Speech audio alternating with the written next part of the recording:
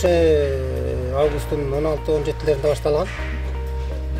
Анан ошо биздин азыр 70% бүтүп калды. Толук коробкасын бүтүрдүк. İçine girdik, içinde hazır bölmelerini bölüp atабыз. Андан кийин эле актаганга, сырдаганга киребиз, отделкасына киришебиз. Терезелерин баары толуп бүттү, крыша толуп бүттү, эшиктерин орнотобуз.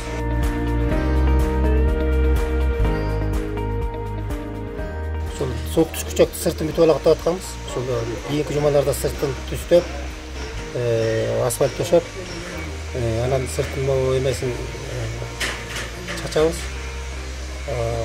Анан ошо менен ичине кирип кетебиз дагы, ушул бир ноябрда деп эсептеп атканбыз. Ушул ноябрдын 1-леринде, 10-доруна чейин ошо бүтүп аяктап эксплуатацияга берип калабыз да. Көздөр көргөндө биякта деген азыр деген дезинфицирующий средстволар деп коет. Бул часть биякта деген 2 айдан 3 айга чейин запастарыбыз бар. Анан өзүңүздөр көргөндөй жана медоборудование деген момундай немелер, жабдыктар келип атат.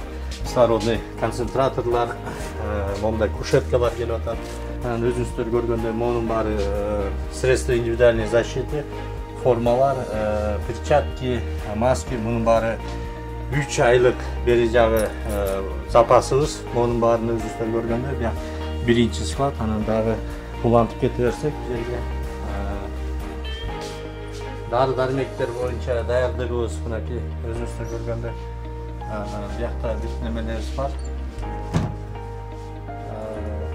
Маскалар биякта, в основном перчатки, штативы и тоже бахилы, чепчики и сис формаларда биякта ушундай.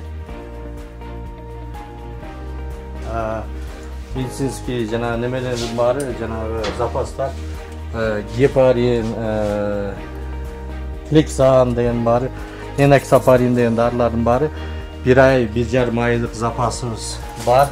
Бүт баары тең температурный режим менен сакталып атат. Биякта определенный температура. Холодильникте карманчударына бүт холодильникке салынган.